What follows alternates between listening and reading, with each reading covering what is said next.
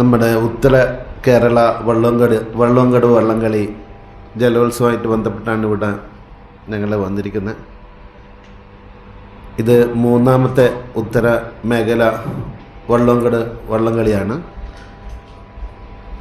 ഈ വള്ളംകളിയിൽ നമ്മൾ 14 വള്ളങ്ങളാണ് മത്സരിക്കുന്നത്. അത് നിങ്ങൾക്ക് തന്ന നോട്ടീസിൽ വ്യക്തമായിട്ടുണ്ട്. 14 വള്ളങ്ങളിൽ 25 പേർ തുഴയുന്ന മത്സരവും അതേപോലെ തന്നെ 15 പേര് തുഴയുന്ന മത്സരവും അതുപോലെ സ്ത്രീകളുടെ മത്സരമാണ് ഞങ്ങൾ ഇതാക്കി വച്ചിരിക്കുന്നത്.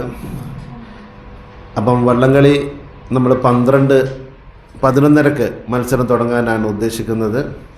വള്ളംകളി മത്സരം ഉദ്ഘാടനം ചെയ്യുന്നത് നമ്മുടെ രജിസ്ട്രേഷൻ പുരാവസ്തു വകുപ്പ് മന്ത്രി കടന്നപ്പള്ളി രാമചന്ദ്രൻ സാറാണ്. അതിൻ്റെ അധ്യക്ഷം വഹിക്കുന്നത് KV സുമേഷ് MLA ആണ്. അതുപോലെ തന്നെ ഈ വള്ളംകളിയുടെ സമാപന സമ്മേളനം ഇതിൻ്റെ അധ്യക്ഷൻ സുമേഷ് MLA ആണ്. സമ്മാനവും അതേപോലെ അതിൻ്റെ സമാപന സമ്മേളനത്തിൻ്റെ ഉദ്ഘാടനം നമ്മുടെ പ്രിയങ്കരനായ K. സുധാകരൻ MP ആണ്. വള്ളംകടവ് പ്രദേശം എന്ന് പറയുന്നത് കേരളത്തിലെ തന്നെ വളരെ മനോഹരമായിട്ടുള്ള ഒരു പ്രദേശമാണ്. ഇത്രയും നല്ലൊരു ഭൂപ്രകൃതിയുള്ള പ്രദേശം നമ്മൾ ആലപ്പുഴ നല്ല രൂപത്തിൽ വർണ്ണിക്കാറുണ്ടെങ്കിലും അതുപോലെ തന്നെ വർണ്ണിക്കാൻ പറ്റുന്ന ഒരു പ്രദേശമാണ് നമ്മുടെ വള്ളംകടവ് പ്രദേശം. വള്ളംകടവ് പ്രദേശത്തെ നമ്മുടെ ടൂറിസം ഭൂപടത്തിലേക്ക് കൊണ്ടുവരിക എന്നുള്ള ഒരു ലക്ഷ്യത്തോടു കൂടിയാണ് ഞങ്ങൾ ഈ വള്ളംകളി മത്സരം നടക്കുന്നത്. വള്ളംകളിയോടനുബന്ധിച്ച് കൂടുതൽ ആൾക്കാരെ നമ്മുടെ വള്ളംകടവ് പ്രദേശത്തേക്ക് എത്തിക്കുക, അതുപോലെ തന്നെ ആ പ്രദേശത്തെ കൂടുതൽ ഭംഗിയാക്കുക.